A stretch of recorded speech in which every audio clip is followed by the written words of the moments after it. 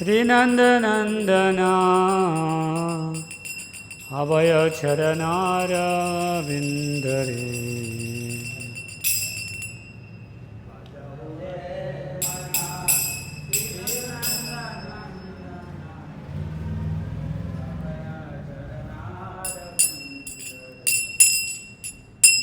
भजहु रे मना श्रीनन्दनन्दना अभयचरणारविन्दरे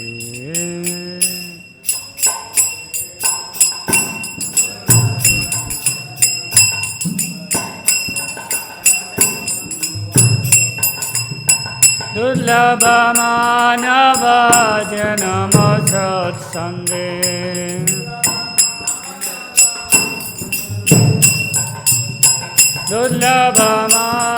दुर्लभमानवजनम सत्सङ्गे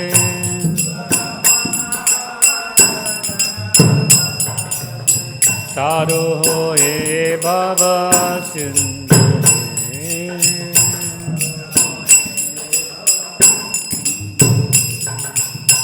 तारो होए भव सिन्धुरे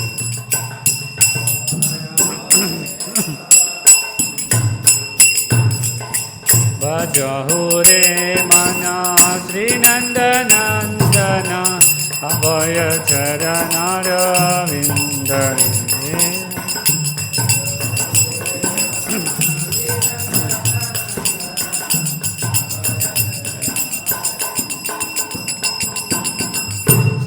सीताथप पातभरीशना यदि न जामिनी जागिरे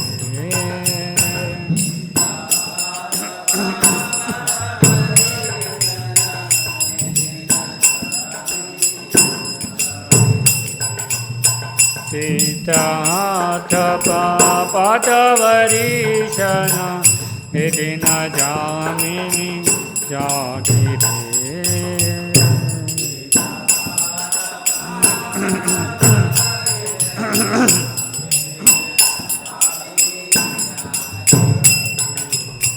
विफले से विनो कृपण दुर्जना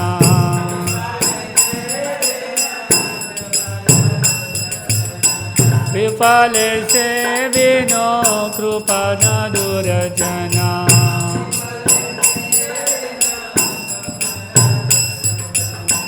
चपल सुखल बालागिरे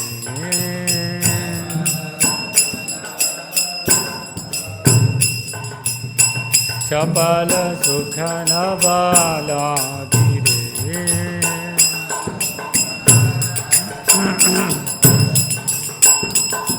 भजहु रे मना श्रीनन्दनन्दना अभयचरणारविन्दरे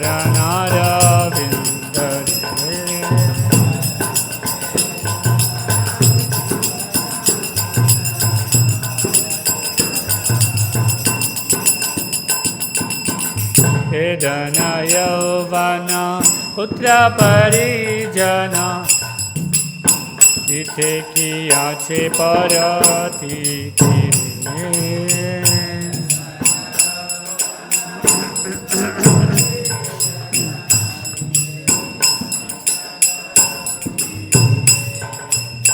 हे धन यौवन पुत्र परिजना इते किया छे परती तेरे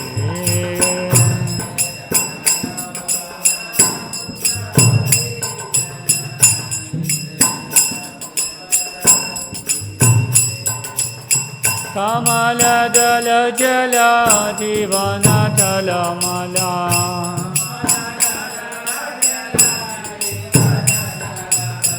कमल दल जला जीवन तलमला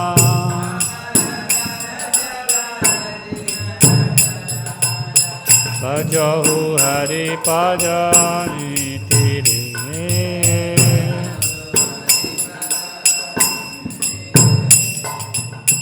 भजहु हरि पद तेरे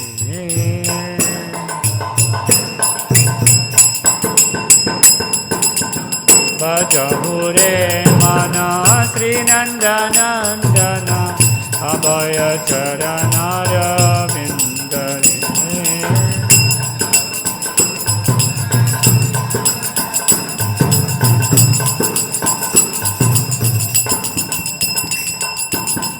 श्रवण कीर्तन स्मरण वंदन पाद सेवन दास्य रे।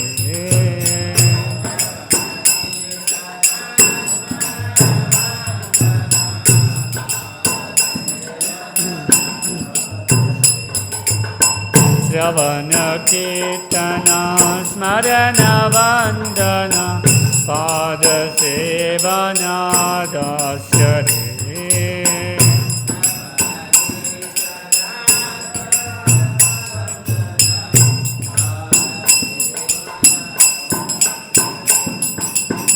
पूजन सखी जनात्मनिवेदना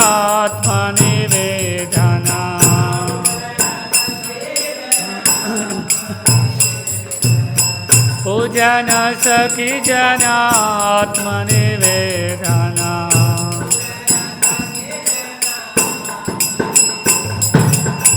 गोविंद दशाभिलाष रे।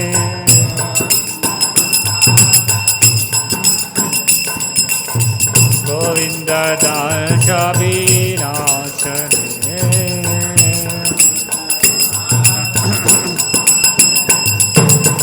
भजहु रे मन श्री नंदनंदन अभय चरणारविंद रे।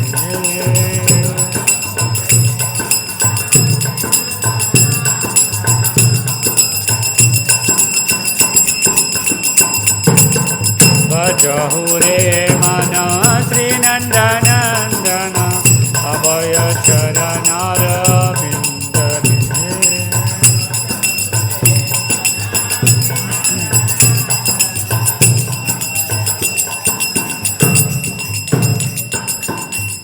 जय राधा माधव कुंज बिहारी गोपीजन वल्लभ गिरिवरधारी।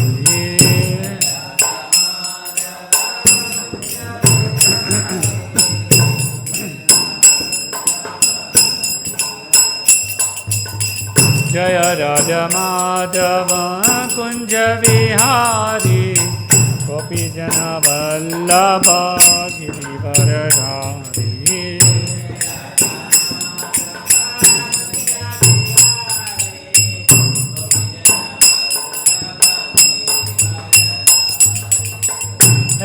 यशोदनंदन व्रज जनरंजना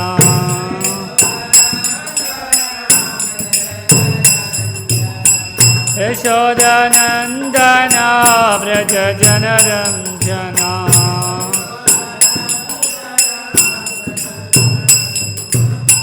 यमुना तीर वनचारी।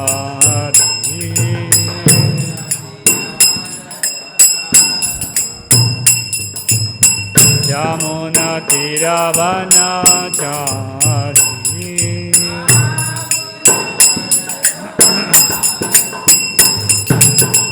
जय राधा माधव कुंज बिहारी गोपीजन वल्लभ गिरिवरधारी।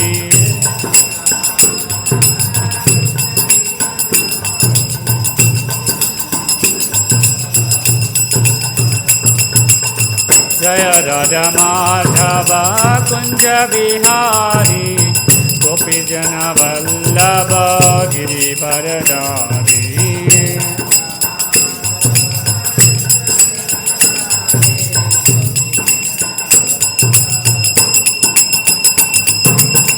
यशोदनंदन व्रज जनरंजना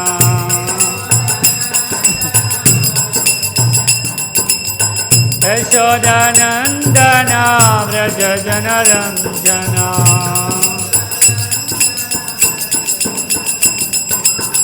यमुना तीर वनचारी।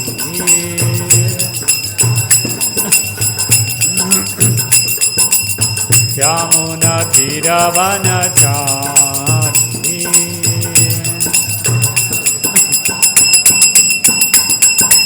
जय राधा माधव कुंज बिहारी गोपीजन वल्लभ गिरिवरधारी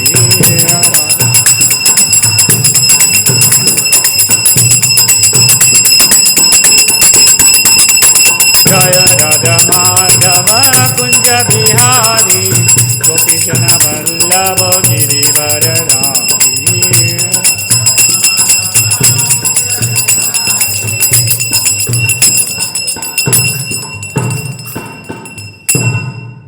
जाम विष्णुपाद परमहंस परिव्राजकाचार्य अष्टोत्तर श्रीमद अभय चरणारविंद भक्ति वेदांत स्वामी श्रील प्रभुपाद की ग्रंथराज श्रीमद् भागवतम की जय। ओम नमो भगवते वासुदेवाय ओम नमो भगवते वासुदेवाय ओम नमो भगवते वासुदेवाय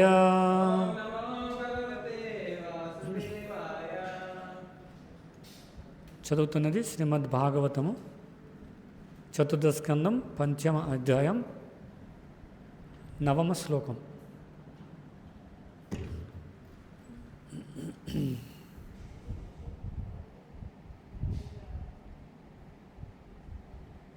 ప్రసూతిమిశ్రా స్త్రియః ఉద్విగ్నచిత్తాః ఊచుః విపాకః వృజినస్య ఏవ తస్య యత్ పశ్యంతీనాం దుహితృణాం ప్రజేశః సుతాం సతీం అవదద్యౌ అనాగాం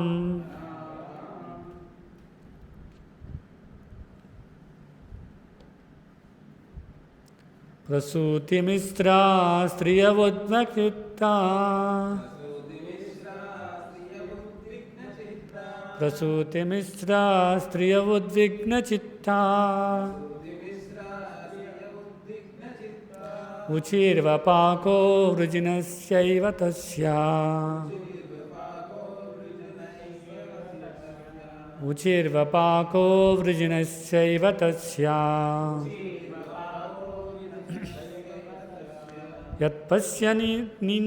యత్పశ్యంతీనాం దుహితృణాం వ్రజేశః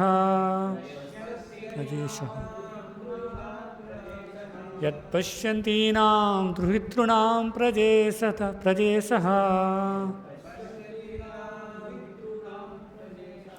సుతాం సతీమవదద్యావనాగాం సుతాం సతీమవదద్యావనాగాం ప్రసూతిమిశ్రా స్త్రియవుద్విగ్నచిత్తా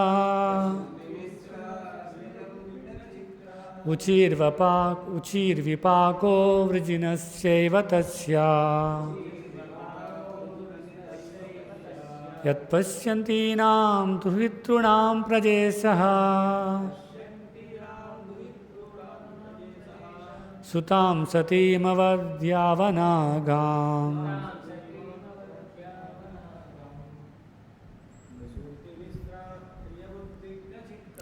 ప్రసూతిమిశ్రా స్త్రియవుద్విగ్నచిత్తా ఉచిర్విపాకో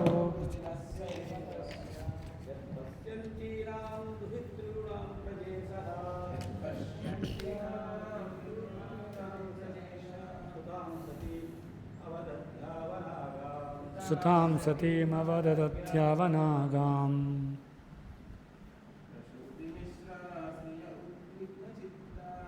ప్రసూతిమిశ్రాం స్త్రియవుద్విగ్నచిత్తా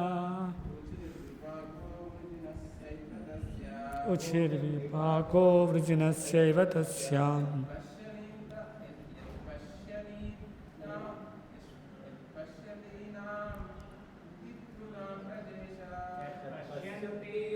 దుహితృణాం ప్రజేశః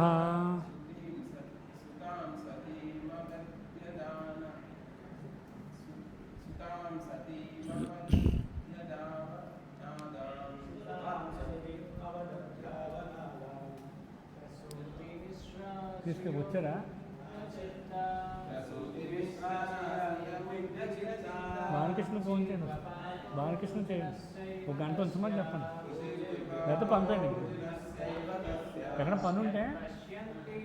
పని ఉంటే అర్జెంట్ అని తీసుకోకండి, అర్జెంట్ ఒక గంట ఉంచమనండి, బాలకృష్ణ చేసి చెప్పండి.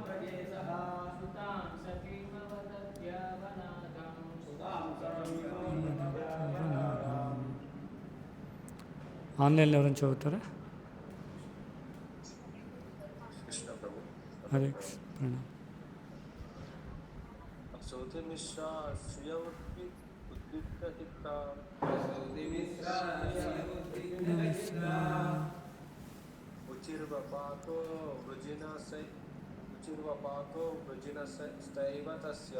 ఉచిర్వపాకో వృజినశ్చైవ తస్య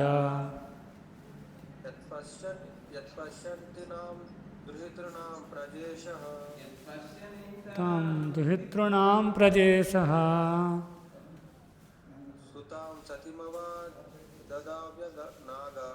సుతీం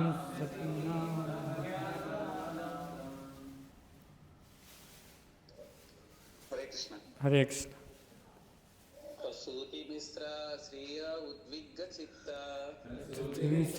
శ్రియ ఉద్విగ్న చిత్తా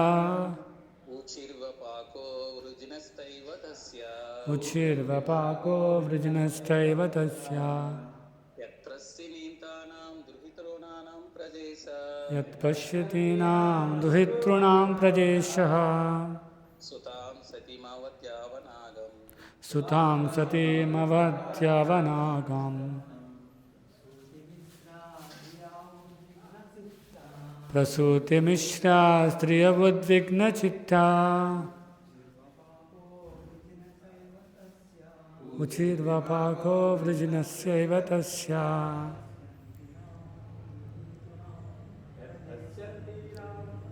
యస్పంతీనాం దుహితృణాం ప్రవేశః సుతాం సతీమవదత్యవనాగాం. ప్రతిపదార్థములు ప్రసూతి మిశ్రా, ప్రసూతి ఆదిగా గల స్త్రియః స్త్రీలు, ఉద్విగ్న చిత్తాః ఉద్విగ్నయై, ఊచుః పలికెను, విపాకః ఫలస్వరూపమగు ప్రమాదము, వృజినస్య పాపకర్మ యొక్క, ఏవ నిక్కముగా, తస్య అతని దక్షుని, యత్ కారణమున, పశ్యంతీనాం గాంచుచుండగా, దుహితృణాం తన సోదరీగణము, ప్రజేశః ప్రజాపతి దక్షుడు, సుతాం కుమార్తె, సతీం సతీదేవి, అవదద్యౌ అవమానింపబడెను, అనాగాం పూర్తిగా నిరాపరాధి. తాత్పర్యము మరియు భాష్యము ఇచ్చినటువంటి వారు అభయచరణారవింద భక్తివేదాంత స్వామి శ్రీల ప్రభుపాద్. దక్షపత్ని అగు ప్రసూతి ఇతర స్త్రీలను కూడి ఉద్విగ్నయ్యై ఇట్లు పలికెను, సతీదేవి మరణమునకు కారణుడై దక్షుడే ఈ ప్రమాదమును గుణతెచ్చినాడు. నిరాపరాధి అగు ఆమె తన సోదరిగణం గాంచుచుండగా దేహత్యాగము చేసినది. భాష్యం. తమకు దాపురించిన ప్రమాదము కఠోర హృదయుడగు దక్ష ప్రజాపతి యొక్క పాపకర్మ వలనని మృదు హృదయ అయిన ప్రసూతి వెంటనే తెలుసుకొనగలిగాను. దక్షుడెంతటి క్రూరుడు అనగా, సతీదేవి తన సోదరీగణము ఎదుట ఆత్మహత్య చేసుకునుచున్నను అతడు ఆమెని వారింపలేదు. తండ్రి చేసిన అవమానముతో సతీదేవి ఎంతగా బాధపడినో ప్రసూతి అవగతం చేసుకొనగలిగాను. సతీదేవి తన అక్కలందరితో పాటుగా ఉన్నప్పటికీ దక్షుడు కావలసే ఆమెను తప్ప అందరినీ చక్కగా ఆదరించాను. ఆమె శివపత్ని అగుటే దానికి కారణము. ఎదుట ఆసన్నమైన సంకటనమును అదే కారణమని దక్షపత్ని భావించను. చేసిన హీన కార్యమునకు దక్షుడు మరణంప సిద్ధపడి ఉండవలని ఆమె ఎరిగి ఉండెను. ఓమజ్ఞానతిమిరాంధస్య జ్ఞానాంజనతిలాకయ చక్షుర్మిళితం ఏన తస్మై శ్రీ గురవే నమః. వందేహం శ్రీగురో శ్రీయుతాపదకమలం శ్రీగురూన్ వైష్ణవాం చ శ్రీరూపం సాగరజాతం సాగన రఘునాథాన్వితం తం సజీవం సాద్వైతం సావధూతం పరిజనసహితం కృష్ణ చైతన్యదేవం శ్రీరాధాకృష్ణపాదాన్ సహగణ లలిత శ్రీ విశాఖాన్వితాం చ నమో విష్ణుపాదాయ కృష్ణప్రేష్టాయ భూతలే శ్రీమతే భక్తివికాసస్వామినితి నామని నమో విష్ణుపాదాయ కృష్ణప్రేష్టాయ భూతలే శ్రీమతే భక్తివేదాంతస్వామినితి నామని నమస్తే సారస్వతే దేవే గౌరవాణి ప్రచారిణే నిర్విశేష శూన్యవాది పాశ్చాత్య దేశతారిణి జయ శ్రీకృష్ణ చైతన్య ప్రభు నిత్యానంద శ్రీ అద్వైత గదాధర శ్రీవాసాది గౌరభక్త బృంద. హరే కృష్ణ కృష్ణ కృష్ణ హరే హరే హరే రామ రామ రామ హరే హరే.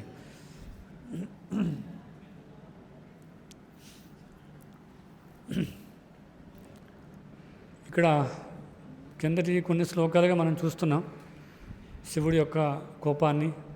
ఆయన కోపం ద్వారా వీరభద్రుడని ఒక శివ అనుయాయిని ఆ ఒక అంశని సృష్టించడం, ఆ అంశని దక్షుడిని సంహరించమని చెప్పడం, దక్షుడి యొక్క అనుయాయిని దక్షుడిని సంహరించమని చెప్పడం మనం కిందటి శ్లోకాల్లో చూసాం. అలా ఎప్పుడైతే వీరభద్రుడు అవతరించాడో వెంటనే అక్కడ ఉన్న ప్రదేశాలన్నీ కూడా మార్పు చెందాయి కదా, మనం చూసాం. అంతా చీకటిగా అయిపోయింది కదా, మేఘాలు కమ్ముకున్నాయి. ఇలా కొన్ని శకునాలు, దుశ్శకునాలు మనం చూసాం. అలాంటి సందర్భంలో అందరూ ఆశ్చర్యపోయారు, అది ఎలా జరిగింది కదా, ఎందుకు ఇప్పుడు మేఘాలు కమ్ముకున్నాయి, ఆ మేఘాలు కమ్ముకోవడానికి కారణం ఏంటని అందరూ ఆశ్చర్యపోతున్నారు, అందరూ చూస్తూ ఉన్నారు కదా, అందరూ ఆలోచిస్తూ ఉన్నారు. ఇలా ఆలోచించే సమయంలో ప్రసూతికి అర్థమైంది కదా. ప్రసూతి అంటే ఎవరు? దక్షుడి యొక్క భార్య. దక్షుడి భార్యకి అర్థమైంది. ఎందుకు అంటే ఇది నా భర్త చేసినటువంటి పాపం వల్ల ఇది జరుగుతుంది కదా. మనం చూడొచ్చు, దేవాది దేవుడు శ్రీకృష్ణ భగవానుడు అనే గ్రంథంలో కూడా మనం చూస్తూ ఉంటాం. కృష్ణుడు ఎన్నో లీలలు చేస్తూ ఉంటాడు, ఎంతోమంది అసురులు వస్తూ ఉంటారు కదా బాలకృష్ణుడిని సంహరించడం కోసం. వాళ్ళందరికీ కృష్ణుడు ఎక్కడో ఆవులను మేపడం కోసం, గో సంరక్షణ కోసం ఎక్కడికో వెళ్తుంటాడు. ఇక్కడ ఇంట్లో ఉన్నటువంటి యశోద, ఇతర గోపికలందరూ కూడా కొన్ని దుశ్శకునాలు చూస్తూ ఉంటారు అన్నమాట. అవి చూసినట్టే అర్థమవుతుంది కృష్ణుడికి ఏదో ఆపద రాబోతుంది. కాబట్టి శాస్త్రంలో ఇలా శకునాలు ఇవ్వబడ్డాయి, దుశ్శకునాలు మంచి శకునాలు కూడా. అదే కృష్ణుడు అవతరించినప్పుడు భూమిపైన మంచి శకునాలు కనిపిస్తూ ఉంటాయి. అష్టమి రోజు పూర్ణచంద్రుడు కనిపించడం కదా, మంచి ఆహ్లాదకరమైన వాతావరణం, ఇవన్నీ చూస్తుంటాం అన్నమాట. రాక్షసులు భూమిపైన వచ్చినప్పుడు అలాంటి దుశ్శకునాలు మనం చూస్తుంటాం కదా, గద్దలు సౌండ్లు చేయడము, ఆకాశం నల్లగా అయిపోవడము. హరే కృష్ణ, ఇలా జరుగుతూ ఉంటుందన్నమాట. కాబట్టి ఇక్కడ ఆమె భార్యకి అర్థమైంది, ఇది నా భర్త చేసినటువంటి పాపకార్యంగా ఇలాంటి శకునాలు కనిపిస్తున్నాయి. అందుకే భాష్యం చివరిలో చెప్తున్నారు, ఇంకా నా భర్త యొక్క మరణం ఆసన్నమైన, ఆయన సిద్ధంగా ఉండాలి మరణించడానికి. ఎందుకట? ఆయన చేసిన పాపకార్యం అలాంటిది. ఏం చేశాడు? సొంత పుత్రిక చనిపోతున్నా కూడా వాదించలేదు. నువ్వెందుకు చనిపోతున్నావు, నువ్వెందుకు శరీరాన్ని త్యాగం చేస్తున్నావు, ఆగమని చెప్పలేదు. కానీ అందరి ముందు, అందరి సోదరి మనుల ముందు ఆమెని తక్కువగా చూశాడు. ఆమె ఆత్మహత్య చేసుకున్నా కూడా వారించలేదు అలా అని చెప్తున్నారు అన్నమాట. కాబట్టి ముఖ్యంగా మనం భాగవతంలో చర్చిస్తున్నటువంటి ఈ భాగంలో దక్షుడు యొక్క మూర్ఖమైనటువంటి ప్రవర్తన ద్వారా ఏ విధంగా తన పుత్రికను కోల్పోయాడు కదా, అలాగే ఇతర అన్యాయాలను ఏ విధంగా కోల్పోయాడు మనం చూడొచ్చు. దీనివల్లట దక్షుడు చేసినటువంటి మూర్ఖమైనటువంటి ప్రవర్తన, ఆ ప్రవర్తన కారణంగా ఏం జరిగింది? తన సొంత పుత్రికను కోల్పోయాడు, ఇతర అనుయాయులను కోల్పోయాడు, తనను తానే కోల్పోవాల్సి వచ్చింది కదా. ఎప్పుడైతే నారద ద్వారా ఈ విషయం శివుడు తెలుసుకుంటాడో అక్కడ వీరభద్రుని సృష్టించడం మనం పూర్వ శ్లోకాల్లో చర్చించుకున్నాం. తర్వాత అంధకారం, అందరూ ఆశ్చర్యపోతున్నారు. కానీ తన భార్య అయినటువంటి ప్రసూతికి అర్థమైంది కదా, ఇలా మూర్ఖమైనటువంటి పని వల్ల ఇది జరుగుతూ ఉందని. కాబట్టి భాగవతం ద్వారా మనం చాలా విషయాలు కదా, భాగవతంలో ఇవ్వబడినటువంటి చాలా విషయాల ద్వారా, చాలా సందర్భాల ద్వారా, ఇతర రకరకాల వ్యక్తుల ద్వారా మనం ఎన్నో విషయాలు తెలుసుకోవచ్చు.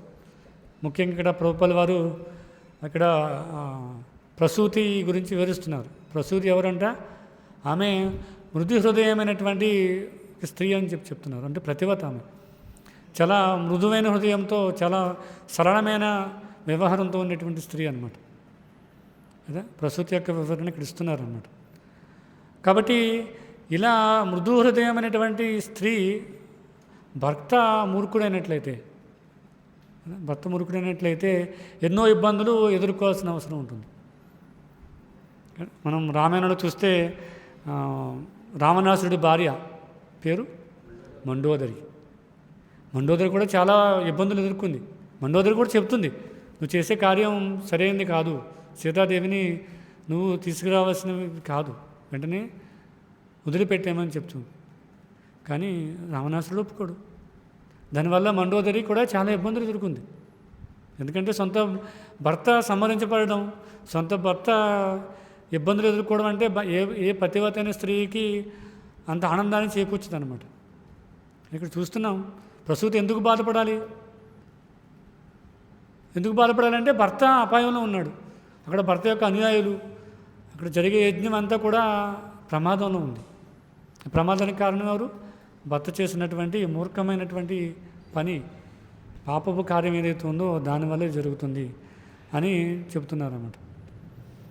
కాబట్టి మనం ముఖ్యంగా తెలుసుకోవాల్సిన విషయం ఏంటంటే, శక్తిమంతులు ఎవరైతే ఉన్నారో, తెలివైన వాళ్ళు, జ్ఞానులు ఎవరైతే ఉన్నారో వాళ్ళు తప్పు చేస్తే చాలా ప్రమాదం అన్నమాట. మనం సమాజంలో కూడా చూడొచ్చు. ఎవరైతే ఉన్నత స్థాయిలో ఉన్న వ్యక్తులు ఎవరైతే ఉన్నారో వాళ్ళు తప్పు చేయడం వల్ల చాలా ప్రమాదం జరుగుతుంది. తక్కువ స్థాయిలో ఉన్నవాళ్ళు చేస్తే అంత ప్రమాదం ఉండకపోవచ్చు. చూడొచ్చు, ఎవరో జేబు దొంగ ఉన్నాడు. జేబు దొంగ ఏదో చిన్న దొంగతనం చేసి వెళ్ళిపోతాడు. అది సమాజం మొత్తానికి ఇబ్బంది కలిగించే అవకాశం ఉండదు. ఎవరైతే ధనాన్ని పోగొట్టుకున్నారో వాళ్ళ వరకు వాళ్ళు బాధపడతారు, ఏదో పోలీస్ స్టేషన్కి వెళ్ళి కేసు పెడతారు. ఎప్పటికొకప్పుడు ఆ చిన్న దొంగ దొరికేస్తాడు. ఎందుకు? అతను అంత తెలివైనడు కాదు. ఏదో జేబు దొంగ చిన్న దొంగతనాలు చేస్తూ ఉంటాడు. అతను చాలా సులభంగా దొరికేస్తాడు. ఎందుకు? పోలీసుల దగ్గర పూర్తి చిట్టా ఉంటుంది. వీడు ఎన్నిసార్లు దొంగతనం చేశాడు, ఎవరు ఇక్కడ దొంగ చేయడానికి అవకాశం ఉందనే విషయం పోలీసులకు ముందే తెలిసిపోతుంది.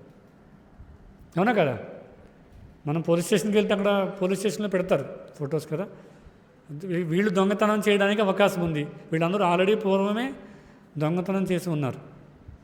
కాబట్టి మీ ప్రదేశంలో దొంగతనం చేస్తే వీళ్ళు ఎవరొకరు అయి ఉండొచ్చు. కాబట్టి మీరు ఈ ఫోటోలు చూసి గుర్తించండి. చాలా సులభం, చిన్న దొంగను పట్టుకోవడం చాలా సులభం. కానీ తెలివైన వాడు, చాలా శక్తిమంతుడు ఇలా ప్రభుత్వాన్ని తప్పుదో పట్టే విధంగా వ్యవహరించడం కూడా ఆయన పట్టుకోవడం చాలా కష్టం కదా. స్మగ్లర్ వీరప్పన్ ఎంతకాలం పట్టింది కదా, ఎన్ని సంవత్సరాలు పట్టింది, అయినా ఆయన దొరికినట్టు దొరుకుతాడు, మళ్ళీ వెళ్ళిపోతుంటాడు. ఎందుకు? ఆయన ఎక్కడుంటాడో తెలియదు. చేసే అన్ని ఎలాంటి కార్యాలు పెద్దవి అన్ని కోట్లలో ఉంటాయన్నమాట. అలా కోట్లలో దొంగతనం చేసే వ్యక్తికి అలాంటి దొంగల సపోర్ట్ కూడా ఉంటుంది, రాజకీయ నాయకులు. ఇప్పుడు ఆయన దొరకడం చాలా కష్టం. ఎన్నో స్కాములు చేస్తుంటారు, మనం చూసాం కదా. Post office, postal scam, 3G scam, 5G scam, ఎన్నో స్కాములు చూస్తుంటాం. వాళ్ళందరూ సాధారణంగా పట్టుబడరు. ఈ మధ్య చూసాం, ఎవరో పేరేదో గుర్తులేదు, సినిమా ఇండస్ట్రీ అంతని కూడా అతలాకుతలం చేస్తాడండి ఒకసారి. ఏం చేస్తున్నాడు ఆయన? సినిమా ఏదైతే రిలీజ్ అవ్వబోతుందో ఆ సినిమాని ముందే ప్రైవసీ చేసి దాన్ని ముందే వీడియో తయారు చేసి పెట్టుకుంటున్నాడు. ఎవరికీ తెలియదు, సినిమా తీసేవాడికి తెలియదు, దాన్ని ఆన్లైన్లో అప్లోడ్ చేసేవాడికి తెలియదు కదా, కొనుక్కున్నటువంటి ప్రొడ్యూసర్కి తెలియదు, ఎవరికీ తెలియదు. కానీ ఎవరికి తెలియకుండా నేను ఎంత తెలివైన వాడో చూడండి. ఏం చేస్తున్నాడు? ఎవరికి తెలియకుండానే ఆ సినిమాని ప్రైవసీ తయారు చేసి ఆ సినిమా రిలీజ్ అయిన రోజు ఇతను కూడా యూట్యూబ్లో లేకపోతే ఏదో వీడియో రూపంలో అప్లోడ్ చేస్తున్నాడు. లక్షల రూపాయలు, కోట్ల రూపాయలు వస్తున్నాయి. అని పట్టుకోవడం ఎవరికీ సాధ్యం కావట్లేదు. ఇప్పుడు ప్రయత్నం చేస్తున్నారు, దొరికినట్టు ఏం చెప్తున్నాడు? ఇండస్ట్రీలో ఎవరైతే ఉన్నారో వాళ్ళందరి యొక్క రహస్యాలని నాకు తెలుసు, నన్ను ఇబ్బంది పెడితే ఎలా తెలిసింది? ఆయన ఏం పెద్ద బయటికి గంభీరంగా ఏం కనిపించట్లేదు, పెద్ద రాజకీయ నాయకుడు కాదు, సీఎం కాదు, పిఎం కాదు, ఎంతో మంత్రి కాదు, సాధారణ ఐటీ టెక్నాలజీ అంటే కొంచెం ఏదైతే ఇంటర్నెట్ ఉందో దాని మీద అవగాహన ఉన్న వ్యక్తి, అంతే, సాధారణ వ్యక్తి అంతే. ఆయన మొత్తం అందరినీ కూడా గడగడలాడిస్తున్నాడు, భయపడుతున్నాడు ఆయన. అంటే ఏం చెప్తున్నాడు? నన్ను ఇబ్బంది పెడితే సినీ ఫీల్డ్లో ఏం జరుగుతుందో అంతా నాకు రహస్యాలని తెలుసు, అందరినీ కూడా బట్టబయలు చేస్తారని భయపెడుతున్నాడు. ఇంక వదిలేశారు. ఏం చేస్తారు? ఎందుకంటే భయం, ఏదైనా చేస్తే పోతే ఈ సినిమా పోతే పోయిందిలే, మొత్తం జీవితం నాశనం అయిపోయిందని వదిలేశారు అన్నమాట. అలాంటి వాడిని పట్టుకోవడం సాధ్యమవుతుందా? కాదు, చాలా కష్టం. ముఖ్యంగా ఇప్పుడు కలియుగంలో, ఇప్పుడున్నటువంటి ఈ ఆర్టిఫిషియల్ ఇంటెలిజెన్స్ యుగంలో ఇలాంటివి చాలా సులభం అయిపోయినాయి. ఎక్కడో మూల కూర్చుని మొత్తం చేయాల్సిన విషయాలన్నీ కూడా ఒక కంప్యూటర్ ముందు పుట్టి చేసేయగలుగుతారు అన్నమాట. అలాంటి వాళ్ళని పట్టుకోవడం చాలా కష్టం. అలాంటి వాళ్ళు చేసినటువంటి పని చాలా ఇబ్బందులు పెడుతుందన్నమాట. పూర్వం అలా లేదు కదా. పూర్వం టెక్నాలజీ లేనప్పుడు సాధారణంగా ఎవరికో ధనం అవసరమైతే ఏదో ఇంటిని కొల్లగొట్టో లేకపోతే ఎవరో జేబు దొంగతనం చేసో అలా బతికేసేవారు అనమాట. ఇప్పుడు టెక్నాలజీ డెవలప్ అయింది. ఇంట్లో కూర్చుని అవతల వాళ్ళు ఓటీపీ తెలుసుకుని ధనాన్ని మొత్తాన్ని కూడా లాగేసుకుంటుంటారు అన్నమాట. కాబట్టి ఎవరైతే శక్తిమంతులై ఉంటారో అలాంటి శక్తిమంతులు చేసే దుష్కార్యాలు ఏవైతే ఉన్నాయో అవి చాలా ప్రమాదం అనమాట. చాలా ప్రమాదం. అవి సమాజాన్ని అంతని కూడా అతలాకుతలం చేసేస్తుంటాయి కదా. ఇప్పుడు చూసాం కదా, మనం కరోనా సమయంలో చూసాం. ఏం జరిగింది కరోనా? ఏంటి? అది కూడా ఒక యుద్ధం అట. ఎవరికి తెలియదు. అది అలాంటి జీవిని ప్రవేశపెట్టాలి సమాజం మొత్తం, ఒక దేశం మొత్తాన్ని అలాంటి జీవిని ప్రవేశపెట్టాలి అంటే ఎంత నైపుణ్యత ఉండాలి, ఎంత నాలెడ్జ్ ఉండాలి సైంటిఫిక్గా కదా. బయోటెక్నాలజీ, బయోవార్ అంటారు. బయోటెక్నాలజీ చదివి ఒక వ్యక్తి అంత నాలెడ్జ్ని సంపాదించి ఒక జీవిని తయారు చేసి ఆ జీవి మొత్తం సొసైటీలోనే అందరినీ ఇబ్బంది పెట్టాలని దాన్ని ప్రవేశపెట్టడం ఇదంతా సాధారణ విషయం కాదు. కానీ చేయగలిగే సామర్థ్యులు ఉన్నారు. దానివల్ల ఏమైంది? ఎంతోమంది జీవితాలు పోగొట్టుకున్నారు, ఎంతోమంది ఆస్తులు పోయాయి, ఎన్నో ఇబ్బందులు పడ్డారు. కాబట్టి ఎవరైతే శక్తిమంతులు ఉన్నారో వాళ్ళు చేసే కార్యాలు చాలా ప్రమాదంగా ఉంటాయన్నమాట. ఇక్కడ దక్షుని చూసాం. దక్షుడు చాలా శక్తిమంతుడు కదా, చాలా శక్తిమంతుడు ఆయన. ఆయన చేయాలనుకున్న కార్యం ఎలా మొదలుపెట్టాడు? విష్ణు ప్రీత్యర్థం కోసం మొదలుపెట్టాడు. కానీ అది దురదృష్టవశాత్తు అది లైన్ తప్పింది, ఎన్నో ఇబ్బందులు పడుతున్నాడు కదా. మనం శాస్త్రం నుంచి ఎంతోమంది చూడవచ్చు. హిరణ్యకశిపుడు, హిరణ్యాక్షుడు సాధారణ వ్యక్తులు కాదు వాళ్ళు. శాస్త్రం తెలుసు, ఆత్మబోధ చేస్తుంటారు కదా. కంసుడు చూడండి. కంసుడు ఎప్పుడైతే వసుదేవుడు చాలామంది పుత్రులను కోల్పోయాడో, ఎప్పుడైతే కంసుడు పశ్చాత్తాపానికి గురయ్యి కదా, ఎప్పుడైతే పశ్చాత్తాపానికి గురయ్యి తన సోదరి బావగారికి క్షమాపణ కోరి వాళ్ళు బాధపడుతుంటే ఆయన ఆత్మబోధ చేస్తాడు. ఎలా ఉంటుంది అది? భగవద్గీత కృష్ణుడు చెప్పినట్టుగా ఉంటుంది. చాలా ఆశ్చర్యంగా అనిపిస్తుంది చదువుతుంటే. ఏంటంటే కంసుడు ఒక అసురుడు ఎంత ఆత్మబోధ ఎలా చేస్తున్నాడు కదా. చాలా శక్తిమంతుడు, ఆయనకి శాస్త్రం తెలుసు. కానీ దుర్బుద్ధి సాధారణ విషయం కాదు కదా. మనం చూడవచ్చు. ఇప్పుడు కురుక్షేత్ర రణరంగం చూసినట్లయితే కౌరవులైన తక్కువ శక్తిమంతులే. ఎంతమంది ఉన్నారు దాంట్లో? భీష్ముడు, ద్రోణుడు, ఎంతమంది శక్తిమంతులు ఉన్నారు. కానీ దేనికోసం చేస్తున్నారు అంటే అధర్మవత్తులుగా ఉన్నారు కాబట్టి వాళ్ళు పతనమయ్యారు. కాబట్టి శక్తిమంతులు చేసే కార్యం చాలా ప్రమాదమైందనమాట. అందుకే శాస్త్రంలో ఏం చెప్తారంటే శక్తి ఉంది, మేధావి ఉంది, మేధస్సు ఉంది, కానీ ధర్మం లేకపోతే చాలా ప్రమాదం, చాలా ముఖ్యం అనమాట. అందుకే ఇక్కడ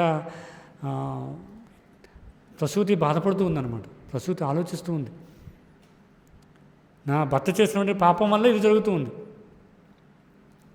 కాబట్టి శాస్త్రాలు చెప్పచ్చు, శాస్త్రం ద్వారా మనం చూడొచ్చు అనమాట. ఈ విషయాన్ని ప్రభుపాదుల వారి యొక్క భాష ద్వారా అర్థం చేసుకోవచ్చు. అందుకే సమాజంలో పెద్దగా వ్యవహరించే వ్యక్తి, కుటుంబంలో పెద్దగా వ్యవహరించే వ్యక్తి, ఆధ్యాత్మికంగా గురువుగా వ్యవహరించే వ్యక్తి చాలా ఉన్నతులై ఉన్నారు. ఎందుకు? వాళ్ళ యొక్క స్థానం చాలా గొప్పది సమాజంలో. ఒక రాజ్యాన్ని పరిపాలిస్తున్న రాజు ఉన్నాడు, ఆయన యొక్క స్థాయి అలాంటిది చాలా గొప్పది. ఆయన నమ్ముకుని ఎన్నో కోట్ల మంది జనులు, ఎన్నో కోట్ల మంది జీవులు ఆయన నమ్ముకుని ఉన్నారు కదా. తర్వాత గురువుని నమ్ముకుని ఎంతమంది శిష్యులు ఉంటారు? సాధారణ విషయం కాదు. గురువు అంటే ఆ పదంలోనే అర్థం ఉంది కదా, బరువు, చాలా బరువైన వ్యక్తి అని. అంత బాధ్యత తీసుకున్న వ్యక్తి ఏ విధంగా ఉండాలి? రాజ్యాన్ని పరిపాలించే వ్యక్తి, శిష్యుల్ని చూసుకునే వ్యక్తి, కదా, లేకపోతే కుటుంబాన్ని పోషించే వ్యక్తి, కుటుంబ పెద్ద, వీళ్ళందరూ ఎలా ఉండాలట? చాలా బాధ్యతాయుతంగా ఉండాలి. ఆ బాధ్యత తప్పినట్లయితే ఏమవుతుంది? మొత్తం అంతా కూడా కుటుంబ వ్యవస్థ నాశనం అవుతుంది, సమాజం నాశనం అవుతుంది, తర్వాత శిష్యులందరూ కూడా పతనం అయిపోతుంటారు. చాలా చాలా ముఖ్యమైన విషయం అన్నమాట. అందుకే భగవద్గీత 3వ అధ్యాయంలో చూస్తే కృష్ణుడు చెప్తున్నాడు కదా, యద్యదాచరతి శ్రేష్ఠ తత్యదేవో ధరోజన సయత్ ప్రమాణం కృతే లోకస్తదను వర్తతే. కాబట్టి ఎవరైతే పెద్దవాళ్ళు ఉన్నారో వాళ్ళు చాలా బాధ్యతాయుతంగా వ్యవహరించాలి. ఎందుకు? అలాంటి పెద్దవాళ్ళని వెనక వాళ్ళు దాన్ని కొనసాగిస్తూ ఉంటారు అన్నమాట, కదా, అనుసరిస్తూ ఉంటారు. సయత్ ప్రమాణం కృతే లోకస్తదను వర్తతే. లోకమంతా కూడా వాళ్ళని అనువర్తతే అంటే అనుసరిస్తూ ఉంటుందన్నమాట. కాబట్టి గొప్ప ప్రమాదం ఏంటంటే అలాంటి వాళ్ళందరూ కూడా చాలా ఉన్నతమైన స్థాయిలో ఉండి వాళ్ళు ధర్మంగా ఉండాలి, లేకపోతే ఏమవుతుంది? ప్రమాదం పోతుందన్నమాట. కాబట్టి మనం ఒక్కొక్కటిగా చూసినట్లయితే మనం మానవ జీవితం తీసుకున్న తర్వాత మానవ జీవికి కావాల్సినటువంటి సందర్భాలు, ఒక మనిషి పుట్టినప్పటి నుంచి ఆయన చనిపోయే వరకు ఉన్న రకరకాల సందర్భాలు మనం చూసినట్లయితే, మొట్టమొదటిగా ఒక వ్యక్తి తల్లిదండ్రుల్ని స్వీకరించలేడు కదా. తల్లిదండ్రుల్ని కనుక ఆయన కోరుకోలేడు, పలానా వాళ్ళు తల్లిదండ్రులుగా ఉండాలని. సాధ్యమవుతుందా? నేను పుట్టే ముందే ఆయన ఎన్నుకోగలగడం సాధ్యమవుతుందా? సాధ్యం కాదు.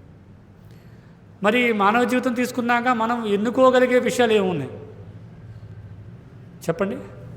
మానవ జీవితం తీసుకున్నాక మనం మన యొక్క బుద్ధితో ఎన్నుకోగలిగే విషయాలు ఏమేమి ఉన్నాయి?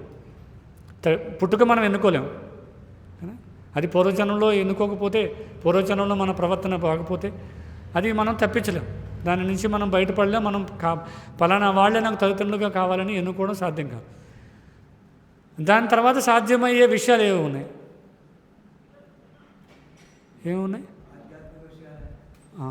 ఎవరిని మనం ఎన్నుకోగలుగుతాం? గురువుని ఎన్నుకోగలుగుతాం. తర్వాత భగవంతుడు. ఇంకా మనం ఎన్నుకోగలిగే విషయాలు అంటే మన చేతిలో ఉన్నటువంటి విషయం కదా, సాంగత్యం కదా. సాంగత్యం కూడా మనం ఎన్నుకోగలుగుతాం. మన స్వతంత్రత పైన ఆధారపడి ఉంది. ఎక్కడ జన్మించాలో అనేది మన స్వతంత్రత మీద లేదు. కానీ జన్మించిన తర్వాత ఎలా ప్రవర్తించాలి, ఎవరిని మిత్రులుగా చేసుకోవాలి, ఎవరిని గురువుగా చేసుకోవాలి, వీటికి మాత్రం మనకి స్వతంత్రత ఉంది. అది ఎన్నుకునే పూర్తి బాధ్యత మనపైనే ఆధారపడి ఉంది. కాబట్టి ఇక్కడ తప్పు ఎవరిది కదా? తప్పు ఎవరిది? ఇప్పుడు ప్రసూతి బాధపడుతూ ఉంది, నా భర్త లాంటి వాడని. తప్పు ఎవరిది అంటే ఎలా అర్థం చేసుకోవాలి? భర్తని స్వీకరించడం కూడా ఎవరి చేతిలో ఉంటుంది కదా. భర్తని స్వీకరించాలి. ఒక వ్యక్తి భర్తనో భార్యనో స్వీకరించాలి. అది ఎన్నుకునే విషయం ఎవరిపైన ఆధారపడి ఉంటుంది? తల్లిదండ్రులు, పెద్దవాళ్ళపైన ఆధారపడి ఉంటుంది. ఇంకొక రకంగా చెప్పాలంటే పూర్వజన్మ కర్మ పైన కూడా ఆధారపడి ఉంటుంది. మొట్టమొదటి విషయం తల్లిదండ్రులపైన ఆధారపడి ఉంటుంది. ఎందుకు? తల్లిదండ్రుల బాధ్యత ఏంటంటే తమ పుత్రుడికో సమబుద్ధి చూడాల్సిన బాధ్యత తల్లిదండ్రులపైన ఉంది అనమాట. ఇప్పుడు అది లేదనుకోండి, ఇప్పుడు దురదృష్టశాస్త్రం అయిపోయింది. ఎందుకు కదా? ప్రేమ వివాహాలు ఎవరికి వాళ్ళే సెలెక్ట్ చేసుకుంటూ ఉన్నారు. కానీ పూర్వం ఎలా ఉండేది? తల్లిదండ్రులు చూసేవారు, అటు 7 తరాలు ఇటు 7 తరాలు చూసేవారట కదా. వాళ్ళు ఏం చేసేవారు? పూర్వీకులు ఏం చేసేవారు? దాంట్లో ఏమైనా పాపభూయిష్టమైనటువంటి వ్యక్తులు ఉన్నారా? వాళ్ళ కర్మ ఎలా ఉంది, వాళ్ళ జాతకం ఎలా ఉంది, వీళ్ళ జాతకం వాళ్ళ జాతకం, ఇవన్నీ చూసి చాలా సమయం తీసుకుని ఒక వ్యక్తికి వివాహం చేసేవారు. అది పూర్తిగా తన సొంత వ్యక్తిపైన ఆధారపడి లేదు. అది ఎన్నుకోవడం అనేది ఒక వివాహం చేసుకోబోయే పుత్రుడికో దాని పుత్రుడి పైన ఆధారపడలేదు. వాళ్ళకి పుత్రుడి స్వతంత్రత లేదు దానిపైన కదా. ఎవరిపైన ఉంది అదంతా తల్లిదండ్రుల పైన ఉంది. కాబట్టి వాళ్ళు నిర్ణయిస్తారు. ఇక మిగతా విషయాలు ఉన్నాయంటే అవి ఎవరి తప్పు అవుతుంది? ఇప్పుడు వివాహం అయింది, పుత్రుడికో వివాహం చేశారు. వివాహం అయిన తర్వాత ఇద్దరి మధ్య అండర్స్టాండింగ్ సరిగ్గా లేదు. అప్పుడు ఏం చేయాలి? ఇది మా తల్లిదండ్రులు తప్పు కాబట్టి నా తప్పు కాదు, నేను ఎన్నుకోలేదు కాబట్టి వదిలేస్తాను. అంతేనా? సమాజం అదే జరుగుతుంది కదా. సమాజం జరిగేది ఎక్కువేంటి, ఇది నా తప్పు కాదు, నేను ఎన్నుకుని ఉంటే చాలా బాగుండేది, నాకు నచ్చలేదు కాబట్టి నా తండ్రిదండ్రుల తప్పు నేను ఎందుకు భరించాలి, ఆ బాధ్యత నేను ఎందుకు స్వీకరించాలి, కాబట్టి వెంటనే డైవర్స్ వదిలేస్తుంటారు. కాబట్టి ఎక్కడ ఎన్నుకోవడానికి అవకాశం ఉంది, ఎక్కడ ఎన్నుకోబడడానికి అవకాశం లేదో చూసుకుని ఆ విధంగా మనం ప్రవర్తించాలన్నమాట. మొట్టమొదటి విషయం, తల్లిదండ్రులు ఎన్నుకోవడానికి అవకాశం లేదు కాబట్టి ఏదో విధంగా మనం ఒక శూద్రుడి కుటుంబంలోనూ, ఒక క్షత్రియ కుటుంబంలోనూ, ఒక బ్రాహ్మణ కుటుంబంలో, వైష్ణవ కుటుంబంలోనూ పుట్టడానికి అవకాశం దొరికింది. దొరికినప్పుడు ఏం చేయాలి కదా? ప్రభుపాలు ఏం చెప్తారు? Best use of bad bargain కదా. ఒక చెడు బేరాన్ని మంచిగా ఉపయోగించుకోవాలట. ఏదో రకంగా మనకి అవకాశం దొరికింది కాబట్టి అవకాశాన్ని ఏదో రకంగా ఆధ్యాత్మికంగా ముందుకెళ్ళడం కోసం ఉపయోగించుకోవాలి. అవునా కదా? ఇప్పుడు మనం చర్చిస్తున్నాం, ప్రసూతి అయి ఉండొచ్చు, లేదంటే రావణాసురుడు భార్య ఉండొచ్చు, నరకాసురుడు భార్య ఉండొచ్చు. వీళ్ళందరూ ఏం చేశారు? డైవర్స్ తెలిపారా? ఎక్కడైనా చదివా మనం శాస్త్రంలో? అసురుడు యొక్క భార్యలందరూ కూడా భర్తను వదిలేసి వెళ్ళిపోయారు, విడాకులు ఇచ్చేశారు. అసలు విడాకులు అనే పదం మనం ఎక్కడ వినం. భాగవతంలో కానీ భగవద్గీతలో కానీ ప్రభుపాలు వారు వివరిస్తున్నటువంటి భాష్యంలో మనం చూస్తాం ఆ పదాలు, కానీ ఇంకెక్కడ కూడా ఆ పదం ఉపయోగించడం అనేది జరగదు. వాళ్ళు ఏం చేశారు? ప్రాతిపత్యాన్ని చూపించారన్నమాట. పతివ్రతలుగానే ఉన్నారు పూర్తిగా చివరి వరకు కూడా. వాళ్ళ ధర్మాన్ని వాళ్ళు పాటించారు కాబట్టి వాళ్ళు ముక్తి సాధించారు. కాబట్టి ఎలాంటి పరిస్థితుల్లో ఉన్నా, దురదృష్టమో అదృష్టమో ఎలాంటి పరిస్థితుల్లో ఉన్నా కూడా ఒక వ్యక్తి ఏం చేయాలట? వాళ్ళ యొక్క ధర్మాన్ని, విద్యుక్త ధర్మాన్ని పాటిస్తూ ఉండాలి. కాబట్టి ఈ రెండు సందర్భాలు మనం ఎన్నుకోలేము కాబట్టి ఎలా వచ్చినా కూడా దాన్ని భరిస్తూ మన జీవితాన్ని ముందుకు తీసుకెళ్తూ ఉండాలి. హిరణ్యకశిపుడు కదా చూసాం. వాళ్ళ తండ్రి పుత్రుడు ప్రహ్లాదుడు ఏం చేశాడు అని బాధపడుతున్నాడు. నేను ఒక అసుర కుటుంబంలో పుట్టాను, నాకు అర్హత లేదని చెప్తున్నాడు కదా. నారదుడు వచ్చాడు, చెప్తున్నాడు నాకు అర్హత లేదు, నేను ఒక అసుర కుటుంబంలో పుట్టాను, నాకు అర్హత లేదు అని చెప్తూ ఉన్నాడు. కానీ అలా అని సరే అసుర కుటుంబంలో పుట్టాం కదా, నా జీవితం ఎంతే కాబట్టి నేను కూడా అసురులా ప్రవర్తిస్తాను అని అనుకున్నాడా? కాదు. ఆయన ధర్మాన్ని ఆయన వదలలేదు. ఎంత ఇబ్బందులు ఎదుర్కొన్నా కూడా ఆయన మాత్రం ఎప్పుడు ఆయన యొక్క ధర్మాన్ని ఆయన వదిలిపెట్టలేదు అన్నమాట. కాబట్టి ఇలా తప్పించలేని పరిస్థితులు ఉన్నాయి, తప్పించుకునే పరిస్థితులు ఉన్నాయి. తప్పించుకునే పరిస్థితులు ఏంటి? అవి పూర్తిగా మన స్వతంత్ర పైన ఆధారపడి ఉండేవి. ఏంటి కదా? ఏంటి? సాంగత్యం. ఎవరి యొక్క సాంగత్యాన్ని మనం స్వీకరించాలి, తర్వాత ఏ విధమైన గురువుని మనం స్వీకరించాలి. ఇది పూర్తిగా మనపైన ఆధారపడి ఉంది. మన జీవితాన్ని ఏ విధంగా మనం మలుచుకోవచ్చు, ఇది మనపైనే ఆధారపడి ఉంది. దీనికి మనకి ఆప్షన్ ఉంది. కాబట్టి ఏం చేయాలి? మంచి భక్తుల సాంగత్యాన్ని స్వీకరించాలి, మంచి ఆధ్యాత్మిక గురువుని స్వీకరించాలి. ఇది తప్పు చేసామంటే కనుక అది పూర్తిగా మన యొక్క బాధ్యత. కాబట్టి శాస్త్రంలో చూడవచ్చు, ఎన్నో సందర్భాలు మనం చూసినట్లయితే ఇలా తప్పించుకునే సందర్భాలు ఉన్నాయి, తప్పించుకోలేని సందర్భాలు ఉన్నాయి. కానీ అన్ని సందర్భాలను శాస్త్రంలో మనం భక్తుల యొక్క వ్యవహారాలు చూస్తే వాళ్ళు ఎలా ఉన్నారు? ఎప్పుడూ కూడా భక్తిని వదిలిపెట్టలేదు. ఇప్పుడు మనం చూస్తే పాండవుల యొక్క భార్య ద్రౌపది ఏం చేశారు? ఎన్నో దుఃఖాలు వచ్చినాయి. ఇక్కడ మనం ప్రసూతి ఉదాహరణ చూస్తున్నాం. ప్రసూతి ఉదాహరణ వేరు. ఏంటి? ఆమె యొక్క భర్త కదా ఎవరు? పాపంతో కూడుకున్నటువంటి వ్యక్తి, అన్ని దుష్కార్యాలు చేస్తున్నటువంటి వ్యక్తి. అది వదిలేయండి. దాని నుంచి కూడా తప్పించుకోవడానికి ప్రయత్నం చేస్తూ ఉంటారు.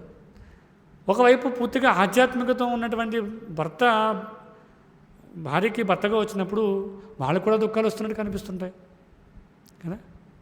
మనం చూసాం కదా, కుంతి మహారాణి, ద్రౌపది, వీళ్ళు కూడా మనం చూస్తే ఎలా కనిపిస్తున్నాయి? ఎన్నో దుఃఖాలు వస్తున్నట్టు కనిపిస్తుంటాయి.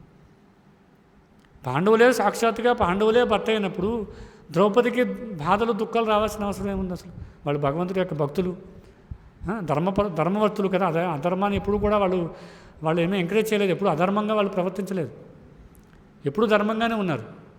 అయినా కూడా దుఃఖాలు వస్తూ ఉన్నాయి. అని ఇక్కడ ప్రసూతి బాధపడిందంటే ఒక కారణం ఉంది, భర్త వల్ల ఇబ్బందులు ఉన్నాయని. మరి భర్త వల్ల ఇబ్బందులు లేని వాళ్ళు కూడా దుఃఖిస్తూ ఉన్నారు. మరి దాన్ని ఎలా అర్థం చేసుకోవాలి చెప్పండి? దాన్ని ఎలా అర్థం చేసుకోవాలి?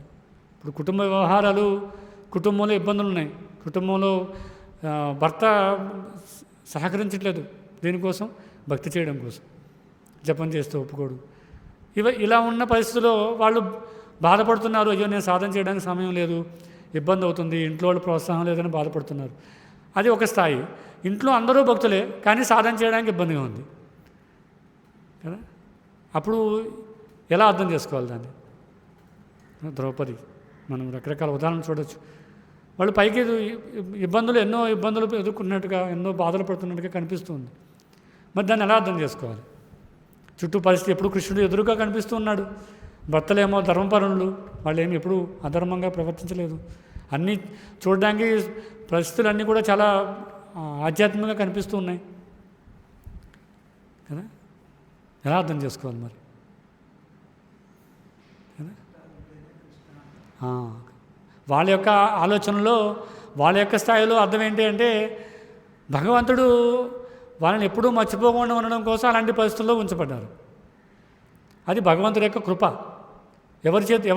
ఎవరి ఉద్దేశంతో మనం చెప్తున్నాం? ఇది భగవంతుడి యొక్క శుద్ధ భక్తుల యొక్క వ్యవహారంలో చెప్తున్నాం.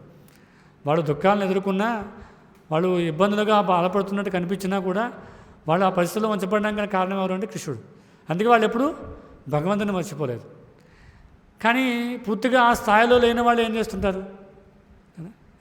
ఎప్పుడైనా చిన్న ఇబ్బంది ఏదైనా అనుకోండి, వెంటనే భగవంతుని మర్చిపోతారు, సాధన ఆపేస్తుంటారు.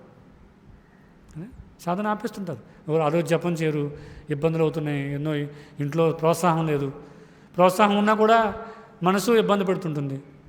వాళ్ళు శుద్ధ భక్తుల యొక్క మనసు ఎప్పుడూ కలత చెందదు. వాళ్ళు ఎప్పుడూ భగవంతుడి యొక్క ధ్యానంలోనే పూర్తిగా భగవంతుడి గురించి ఆలోచిస్తుంటారు కదా. మన కుంతి మహారాణి ప్రార్థన చూస్తే ఆమె ఏం చెప్తున్నారు? ఎప్పుడూ నా కష్టాలేమనే కోరుకుంటూ ఉన్నారు. వాళ్ళ మనసుని కష్టాలపైన కేంద్రీకరించారు. ఎందుకు? ఆ కష్టం ద్వారా భగవంతుని గుర్తు చేసుకోవచ్చాను. ఆ స్థాయిలో లేని వాళ్ళందరూ కూడా ఏం చేస్తారు? ఆ పరిస్థితులు విరుద్ధంగా ఉన్నా, కలిసి వచ్చినా కూడా చిన్న బాధ ఎదురైందంటే వెంటనే భగవంతుని మర్చిపోతుంటాం, సాధన పక్కన పెట్టేస్తుంటాం.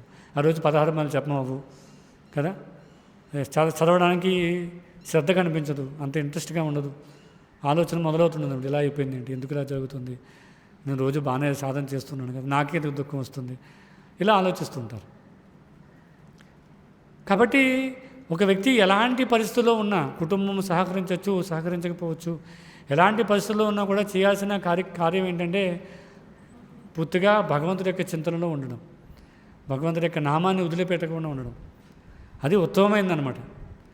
అందుకే అందరి పరిస్థితి ఒకేలా ఉండదు. ఇక్కడ ప్రసూతి పరిస్థితి ఒకలా ఉంది, పార్వతీదేవి సతీదేవి యొక్క పరిస్థితి ఒకలా ఉంది కదా. కానీ అందరూ కూడా వాళ్ళ యొక్క ధర్మాన్ని పాటిస్తూ వాళ్ళు భగవత్ చింతనలో ఉన్నారనమాట. అర్జునుడి యొక్క ఉదాహరణ చూడవచ్చు మనం. అర్జునుడి యొక్క పరిస్థితి పూర్తి విరుద్ధం. ఎందుకు? ఆయన శత్రువులపైన యుద్ధం చేయట్లా, ఎవరిపైన చేస్తున్నాడు? సొంత బంధువులపైన, గురువు పైన, లేదా మిత్రులపైన, వీళ్ళపైన యుద్ధం చేస్తున్నాడు. ఆయన పరిస్థితి పూర్తి విరుద్ధం. అందుకని ఏమనుకోండి, నేను యుద్ధం చేయను. ఎందుకు? నేను అధర్మంగా ప్రవర్తిస్తున్నట్టు కనిపిస్తుంది కాబట్టి నేను యుద్ధం చేయను అనుకున్నాడు. కానీ కృష్ణుడు చెప్తున్నాడు, కాదు, నువ్వు యుద్ధం చేయాల్సిందే. నువ్వు ఎలాంటి పరిస్థితుల్లో ఉన్నా, నువ్వు సొంత బంధుమిత్రులతో యుద్ధం చేయాల్సి వచ్చినా కూడా నీ ధర్మాన్ని నువ్వు పాటించాల్సిందే. కాబట్టి కొన్ని సందర్భాలు మనకేమనిపిస్తాయంటే, పరిస్థితి ఇంట్లో అనుకూలంగా లేదు కాబట్టి జపం చేయడం కష్టంగా ఉంది. చాలామంది అడుగుతున్నప్పుడు మనం అడుగుతుంటాం, ఎలా ఉందండి మీ సాధన, జపం అవుతుందా, ఎలా అడుగుతున్నప్పుడు ఏం చెప్తుంటారు? లేదండి, ఇంట్లో కుదరట్లేదండి, ఇంట్లో అంత సహకరించట్లేదండి, ఇలా అలా ఎన్నో కారణాలు చెప్తూ ఉంటారు. కాబట్టి అర్థం చేసుకోవాల్సిన విషయం ఏంటంటే, మన వ్యవహారం చూసి జనులు మారుతుంటారన్నమాట. కాబట్టి కుటుంబంలో ఎవరైనా ఒక భక్తులు ఉన్నారంటే వాళ్ళ వ్యవహారం చాలా చాలా గొప్పదై ఉండాలి, చాలా ముఖ్యమన్నమాట అది. అవునా కదా? ఇప్పుడు ఇంట్లో కుటుంబ పెద్ద ఉన్నాడు, ఆయన ఎలా వ్యవహరిస్తే కుటుంబంలో జనులందరూ కూడా అలాగే వ్యవహరిస్తుంటారు. సాధారణంగా జరిగేది. తండ్రి ఎలా వ్యవహరిస్తే పిల్లలు కూడా ఆ విధంగానే వ్యవహరిస్తుంటారు కదా. నిన్నే చర్చిస్తున్నాం ఎవరు ప్రభుతో.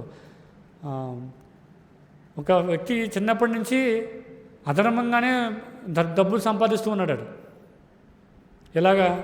బ్యాక్ డోర్లు. అంటే ఆ సమయంలో ధూమపానం ఆపేశారు గవర్నమెంట్. ఎక్కడ సిగరెట్లు దొరకట్లేదు, మద్యపానం దొరకట్లేదు. ఇలా ఏమి దొరకని పరిస్థితులు అట ఈ వ్యక్తి ఏం చేసేవాడు, బ్యాక్ డోర్లో అంటే ఎక్కడో చోట నుంచి తెచ్చేసి బ్లాక్లో అమ్మేసాడట. ఇప్పుడు చిన్నప్పటి నుంచి అదే ఆ పని అలవాటు అయిపోయింది. తర్వాత పరిస్థితులు మారాయి, ధనం సంపాదించారు, పరిస్థితులు మారాయి, అన్నీ బాగానే ఉన్నాయి. కానీ ఇది మాత్రం పోవట్లేదు. ఎందుకు? ఇది కుటుంబపరంగా వస్తూ ఉంది, చిన్నప్పటి నుంచి చూస్తూ ఉన్నాడు కదా. వాళ్ళ పెద్దవాళ్ళ దగ్గర నేర్చుకుంటూ ఉన్నాడు. పెద్దవాళ్ళు అయ్యారు, కుటుంబ పరిస్థితులు మారే, ధనం సంపాదించారు, ఇల్లు కట్టుకున్నారు, కారు ఉంది, అన్నీ ఉన్నాయి. కానీ ఈ ప్రవర్తన మాత్రం పోవట్లేదు. వచ్చినటువంటి ధనంతో ధర్మంగా బతుకుతూ వేరే వ్యాపారాలు చేసుకుంటూ సత్మార్గంలో వెళ్ళే అవకాశం ఉంది. కానీ ఏమవుతుంది? అలవాటు అయిపోయింది. కాబట్టి దాని నుంచి బయటపడలేరు కదా. రాజకీయ నాయకులు చూస్తుంటాం కదా, ఎన్నో స్కాములు చేస్తుంటారు. తండ్రి చేస్తుంటాడు, సీఎం అవుతాడు, ముఖ్యమంత్రి అవుతాడు, మంత్రి అవుతాడు, ఎన్నో పెద్ద స్థాయికి వెళ్తుంటాడు. కానీ ఈ స్కాములు మాత్రం పోవు. తర్వాత పుత్రుడు వెనకాల తయారవుతుంటాడు అన్నమాట కదా. మనం చూస్తాం చాలా రాష్ట్రాల్లో రాజకీయ నాయకుల యొక్క వ్యవహారం చూస్తే మనవడు కూడా వస్తాడు వెనకాల. మనవడు కూడా చేసేది ఏంటి? అదే రాజకీయాన్ని కొనసాగిస్తుంటాడు. ఎందుకు? ఆల్రెడీ తండ్రి తాత అందరూ సంపాదించారు, కావాల్సిన ధనం ఉంది, అన్ని సదుపాయాలు ఉన్నాయి, అధర్మ మార్గంలో వెళ్ళాల్సిన అవసరమే లేదు. కానీ ఏం చేస్తుంటారు? జస్ట్ ఫాలో అవుతుంటారు. ఎందుకు? అది చిన్నప్పటి నుంచి చూస్తూ ఉన్నాడు. తాత ఏం చేస్తాడు? స్కాములు చేస్తూ డబ్బులు సంపాదించాడు. తండ్రి ఏం చేశాడు? స్కాములు చేస్తూ ధనం సంపాదించాడు. ఇంకా మనవడు కొడుకు ఏం చేస్తారు? అదే పనిని కొనసాగిస్తుంటారు కదా. పరిస్థితులు బాగున్నప్పటికీ కూడా అది పోదన్నమాట. కుక్కతోక వంకరలాగా అది పోదు కదా. కుక్కతోకని ఒక 30-40 సంవత్సరాలు ఒక కర్ర వేసి కట్టండి, 30 సంవత్సరాల తర్వాత ఓపెన్ చేస్తే మళ్ళీ అదే స్థాయికి వస్తుందన్నమాట, అదే స్థితిలోకి వస్తుంది. కాబట్టి ఇది కొనసాగుతూ ఉంటుందన్నమాట. కాబట్టి కావాల్సిన ముఖ్యమైన విషయం ఏంటంటే, ఎవరైతే కుటుంబంలో ఒక వ్యక్తి ఉన్నారో ఆయన వ్యవహారం చాలా బాగుండాలి. అందుకే ఏం చెప్తారు శాస్త్రంలో అంటే, కుటుంబంలో కనీసం ఒక్క భక్తుడు ఉన్నట్లయితే చాలట.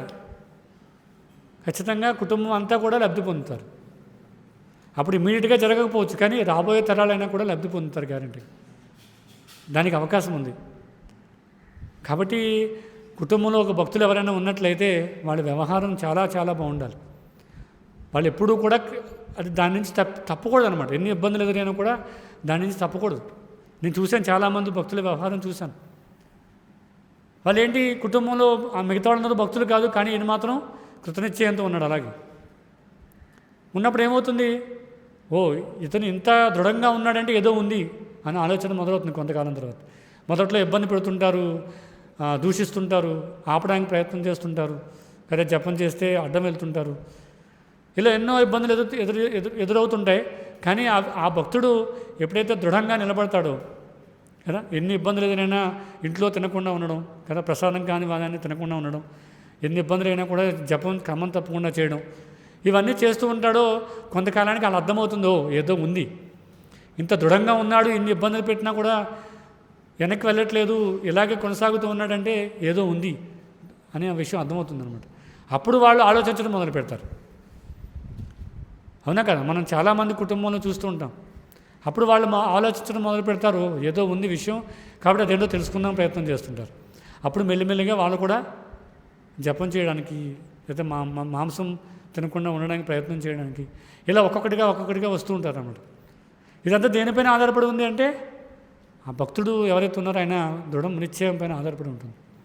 ఇబ్బందులు పెట్టారు కదా, నాకు ఎందుకులే, వీళ్ళు ఇబ్బందిగా ఉన్నారు, వీళ్ళందరినీ ఇబ్బంది పెట్టడం నాకు కష్టం, నాకు మంచిగా అనిపించలేదు వదిలేశారు అనుకోండి, ఏమవుతుంది? అందరూ కలిసి మళ్ళీ కదా మాంసం, మద్యం, జోదం, వ్యభిచారం, ఆహార, నిద్ర, భయమేదనం, ఇలా కుటుంబం అంతా కూడా దీనిలోనే కొనసాగుతూ ఉంటుంది అన్నమాట.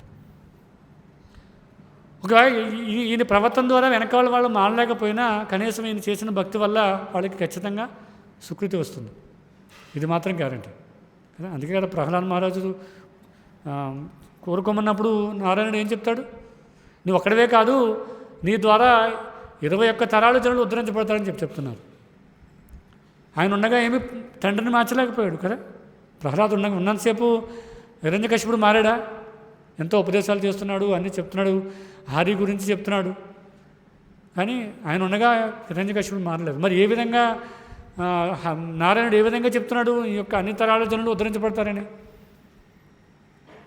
ఏ విధంగా చెప్తున్నాడంటే కారణం ఇదే, భక్తి యొక్క ఔన్నత్యం అలాంటిది అనమాట. కాబట్టి మనం అర్థం చేసుకోవాలి. అందుకే శాస్త్రాలు చెప్తున్నాయి, ఒక వ్యవస్థని మార్చాలి, ఒక వ్యవస్థని, ఒక కుటుంబాన్ని, ఒక సమాజాన్ని భక్తి వైపు తీసుకువెళ్ళాలంటే సాధకుడి యొక్క గొప్పతనం, సాధకుడి యొక్క వ్యవహారం చాలా స్ట్రాంగ్గా ఉండాలి. అందుకే శాస్త్రంలో చెప్పబడింది, ధర్మస్థాపన హేతు సాధు ఏదో వ్యవహారం అని చెప్తారు. అంటే ధర్మాన్ని స్థాపించాలంటే సాధు యొక్క వ్యవహారం చాలా ఉన్నతమైనది ఉండాలన్నమాట. సాధు యొక్క వ్యవహారం పైనే సమాజంలో ధర్మం స్థాపించబడుతుంది. వేరే అవకాశమే లేదు. ఎందుకు? వేరే వాళ్ళు ఎవరు ఆ పరిస్థితులు లేరు, వేరే వాళ్ళు ఎవరు కూడా ధర్మాన్ని ప్రచారం చేయలేరు. అది నిజమైన సాధువు వల్లనే సాధ్యమవుతుంది. మనం సమాజంలో చూస్తున్నప్పుడు అందరూ కొట్టుకుంటూ ఉన్నారు, హిందుత్వ ధర్మం, హిందూ ధర్మం. కానీ అది కూడా పెడతో పడుతుంది. ఎందుకు? ఆ హిందూ ధర్మాన్ని ఎవరైతే ప్రచారం చేస్తున్నారో వాళ్ళు నిజమైన సాధువులు కాదు. 99% సాధువులు అలాగే ఉన్నారు. మరి ఏ విధంగా ధర్మం స్థాపించబడుతుంది సమాజంలో? ఎందుకంటే ధర్మం అంటే ఎవరికి తెలియదు ముందుగా. ధర్మంతో సాక్షాత్ భగవత్ ప్రణీతం అని చెప్తున్నారు. ధర్మం అంటే భగవంతుడి యొక్క ప్రీత్యర్థం చేయబడేది కార్యాలు ఏవైతే ఉన్నాయో వాటినే ధర్మము అంటారు. మరి ఎవరు కూడా ఆ ధర్మం అనే పదానికి అర్థమే తెలియదు, వాళ్ళు ధర్మం ప్రచారం చేస్తుంటారు. ఎంత దౌర్భాగ్యంగా చూడండి. మరి వాళ్ళు చెప్పే ధర్మం ఏంటి? హిందూ ధర్మం అని చెప్తున్నారు. ఏం చేయాలి అంటే అందరం కలిసికట్టు ఉండాలి, హిందువులు అందరూ కలిసి ఉండాలి, వేరే మతం వాళ్ళు వస్తే వాళ్ళపైన దాడి చేయాలి, ఇది ప్రచారం చేస్తుంటారు. ఇది ఎంతకాలం కొనసాగుతూ ఉంటుంది? కష్టం. ఎందుకు? అది నిజమైన ధర్మం కాదు. కాబట్టి శాస్త్రాలు ఏం చెప్తున్నాయంటే ధర్మాన్ని స్థాపించాలంటే అది సాధువు యొక్క వ్యవహారం పైన ఆధారపడి ఉంటుంది. కాబట్టి అందుకే మనం ఈ శ్లోకం యొక్క భాష్యంలో తెలుసుకోవాల్సినటువంటి ముఖ్యమైన విషయం ఏంటంటే ఎంతోమంది అమాయకులు, ఎంతోమంది మంచి హృదయం కలిగినటువంటి వ్యక్తులు, ఎంతోమంది భక్తులుగా మారదాం అనుకున్న వ్యక్తులు నాశనం అయిపోతారు. ఎవరి వల్ల? ఎవరైతే తెలివైన వాళ్ళు, ఎవరైతే చాలా శక్తిమంతులైనటువంటి వాళ్ళు అధర్మంగా వెళ్ళినట్లయితే వాళ్ళ వల్ల మిగతా అమాయకులు నాశనం అయిపోతుంటారు.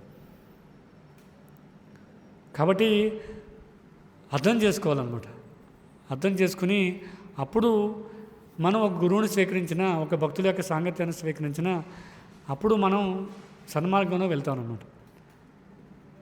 అదే పొరపాటున ఒక తప్పుడు గురువుని స్వీకరించాం, ఏమవుతుంది కదా? జీవితం మొత్తం నాశనం అవుతుంది. ఆయన తప్పుడు మార్గంలో తీసుకెళ్తాడు. స్వీకరించినటువంటి భక్తులందరూ కూడా, శిష్యులందరూ కూడా తప్పుడు మార్గంలో వెళ్తుంటారు. కాబట్టి ఎవరైతే శక్తిమంతులైనటువంటి వాళ్ళు ఉన్నారో, ఎవరైతే మంచి పదవిలో ఉన్నారో వాళ్ళందరూ కూడా ధర్మంగా ఉండాలి. అదేగా మన శాస్త్రం మహాభారతం అంతా అదే చూస్తున్నాం.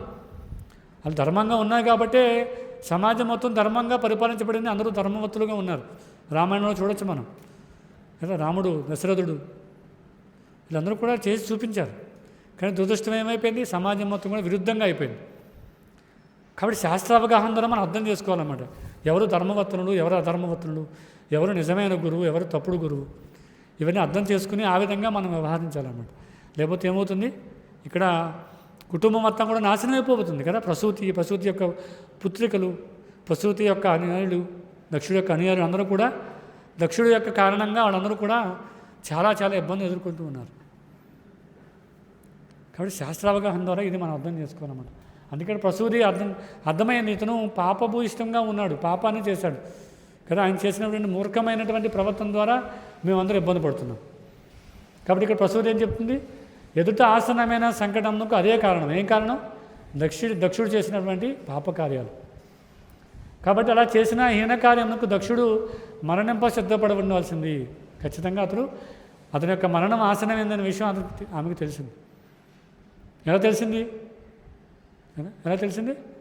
ఆమెకి శాస్త్రావగాహన ఉంది. ఎవరైనా కూడా అధర్మంగా ప్రవర్తిస్తే వాళ్ళు నాశనం అవ్వాల్సిందే, వేరే మార్గం లేదు. ఎంతోమంది ప్రతివతలు భర్త చాలా మురుకులైనటువంటి భర్తలను కూడా కాపాడుకోగలిగారు. కానీ వాళ్ళు తర్వాత ధర్మపరంగా మారగలుగుతుంటారు అన్నమాట. ఆ విధంగా వాళ్ళు ముక్తిని సాధిస్తూ ఉంటారు.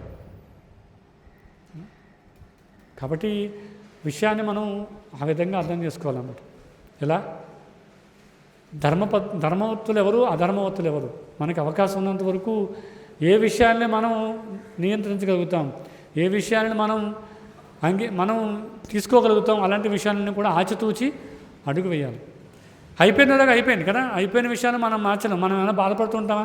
అయ్యో నా పూర్వీకులు నా తల్లిదండ్రులు శుద్ధ వైష్ణవులు కాదు కదా, దాని గురించి మనం ఎప్పుడైనా చింతిస్తామా కదా? మనం పూర్వం చేసినటువంటి ఆ స్నేహితులు మనం వ్యవహరించినటువంటి వ్యవహారం అంతా కూడా అయ్యో ఇప్పుడు దాకా మనం చేసిందంతా కూడా మంచి వ్యవహారం కాదు, అధర్మంగా ప్రవర్తించాం కదా. దాని గురించి ఎప్పుడైనా బాధపడుతూ ఉంటామా? ఎప్పుడైతే భక్తిలోకి వచ్చిన తర్వాత సాధన చేస్తున్నటువంటి వ్యక్తి ఆ పూర్వ చేసినటువంటి కార్యాల గురించి ఎక్కువగా పట్టించుకోరు. ఎందుకు? శాస్త్రం చెప్తుంది, ఎప్పుడైతే నువ్వు భక్తి మార్గంలోకి వస్తావో అవన్నీ కూడా నాశనం అయిపోతుంటాయి కదా. శాస్త్రం అదేగా చెప్తుంది. ఏం చెప్తుంది? సర్వధర్మాన్ని పరిత్యజ్య మామేకం శరణం వ్రజ అహం త్వం సర్వపాపేభ్యో. ఏం చెప్తుంది? ఎప్పుడైతే నాకు శరణాగతి పొందావో అప్పుడు నువ్వు చేసిన పూర్వజన్మ పాపాలన్నీ కూడా నేను తొలగిస్తానని చెప్తున్నాను. కాబట్టి ఆ ధైర్యం ఉంది కాబట్టి మనం ఎవరూ కూడా ఈ పూర్వజన్మ జరిగినటువంటి విషయాల గురించి దుఃఖించము. కానీ ఏం చేయాలి? రాబోయే భవిష్యత్తు ఏదైతే ఉందో దాన్ని భక్తిలోకి మలుచుకునే విధంగా ప్రయత్నం చేయాలి. అది మాత్రం పూర్తిగా మన పైన ఆధారపడి ఉంటుంది. అప్పుడు తప్పటడుగు వేస్తే అది పూర్తిగా మన బాధ్యత అన్నమాట. కృష్ణుడు చెప్తున్నాడు, మరి పూర్తిగా చెప్తున్నాడు, మనం నా మద్భక్తో మధ్యాజీ మాం నమస్కురు. మనకు తెలుసు ఈ విషయం, పూర్తిగా తెలిసిన తర్వాత కూడా మనం కావాలని మన గొయ్యి మనం తవ్వుకున్నాం అనుకోండి, దాన్ని ఏమనాలి? మూర్ఖత్వం అంటారు కదా. తెలుసో తెలియకో ఒక వ్యక్తి బావిలో పడిపోయాడు, తెలియదు, అక్కడ బాగుందని తెలియదు కదా, అక్కడ గడ్డి మొలిచింది, ఆకులు చెట్లు అన్నీ మూసుకుపోయి ఉన్నాయి, మనకు తెలియదు. తెలుసో తెలియకో పొరపాటున బావిలో పడిపోయాం. కానీ పడిపోయిన తర్వాత కూడా నేను బావిలో పడిపోయాను, ఇంకెప్పటికీ దీంట్లో రాలేను అని అనుకుంటే తప్పు. ఎవరో మనం సహాయం చేయడానికి ప్రయత్నం చేస్తున్నారు అనుకోండి, వెంటనే ఆ సహాయాన్ని అందిపుచ్చుకోవాలి. అదే గురువు కదా. మనం సంసార సాగరంలో పడిపోయాం, పడేమనే విషయం తెలుసు, కానీ మనం లేవదీయడానికి గురువులు భక్తులు అందరూ సహాయాన్ని అందిస్తూ ఉన్నారు. కానీ దాన్ని కూడా మనం స్వీకరించలేదు అనుకోండి, ఏమనాలి? నేను ఈ బావిలోనే ఉంటాను, నాకు ఎవరి సహాయం అవసరం లేదు, నా దురదృష్టం ఎలాగే ఉంది, నా జీవితం ఎంతే అని ఎలాగే ఉండిపోయాడు అనుకున్న వ్యక్తి ఏమన్నా అలాంటి వాడిని ఏమన్నాలి? మూర్ఖుడు అంటాం. కానీ ఎప్పుడైతే అవకాశం దొరికిందో వెంటనే దాన్ని అందిపుచ్చుకుని ఏం చేయాలి? మళ్ళీ బావి నుంచి ముందుకు వచ్చాం కదా, నా దురదృష్టం ఎంతతో అయిపోయింది, ఇప్పుడు నుంచి అంత అదృష్టమే అని మళ్ళీ ఇంద్రియభోగం చేయడానికి ప్రయత్నం చేశారనుకో కదా. అదే కదా మనం చూడొచ్చు, భాగవతం మొదట్లో మనం చూస్తే పరీక్షిత్ మహారాజు అడుగుతారు కదా, పాపానికి ప్రాయశ్చిత్తం ఏంటని. పాపానికి ప్రాయశ్చిత్తం ఉంది, ఒక రకమైన పాపానికి ఒక విధమైన ప్రాయశ్చిత్తం ఉంటుంది. కానీ చేయాల్సిన ముఖ్యమైన కార్యం ఏంటి? మళ్ళీ ఆ పాపంలో నిమగ్నం కాకుండా ఉండడం కదా. సయేవ గోకర అంటారు.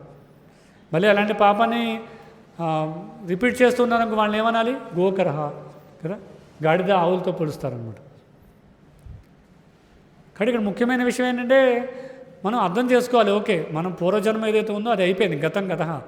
పూర్వం ఏదైతే చేసామో, ఏ కుటుంబంలో పుట్టామో, ఏమేమి పాపకార్యాలు చేసామో ఇవన్నీ అయిపోయినాయి. దాన్ని ఆలోచించుకుంటూ నేను ఇంతే, నా బతికింతే, నేను ఇలాగే పుట్టాను, నేను దీని నుంచి బయటపడలేను అనుకుంటే అది అజ్ఞానం అనమాట. కాబట్టి దాన్ని వదిలేసి ఏం చేయాలి?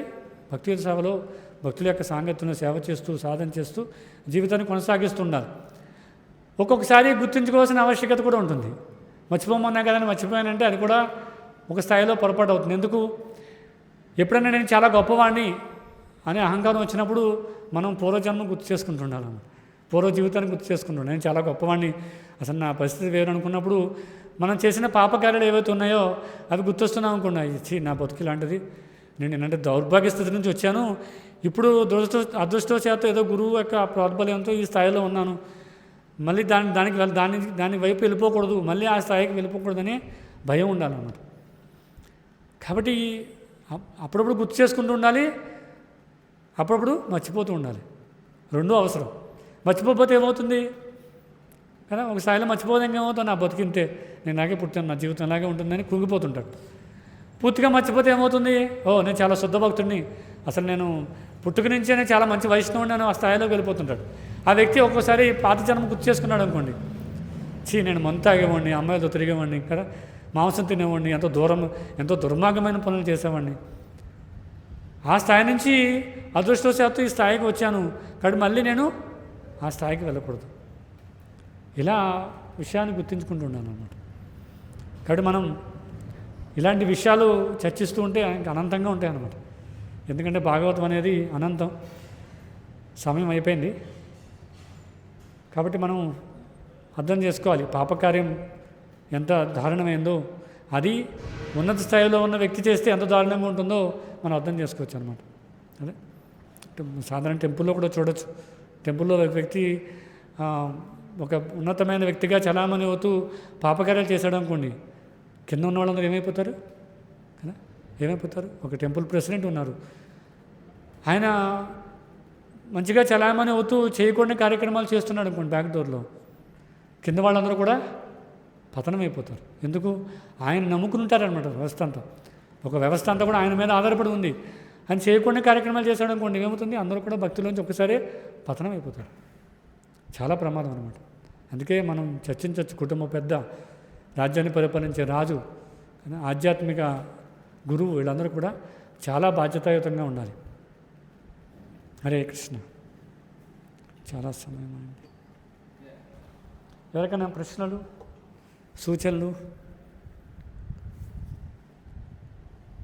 ఏమైనా వ్యతిరేకత?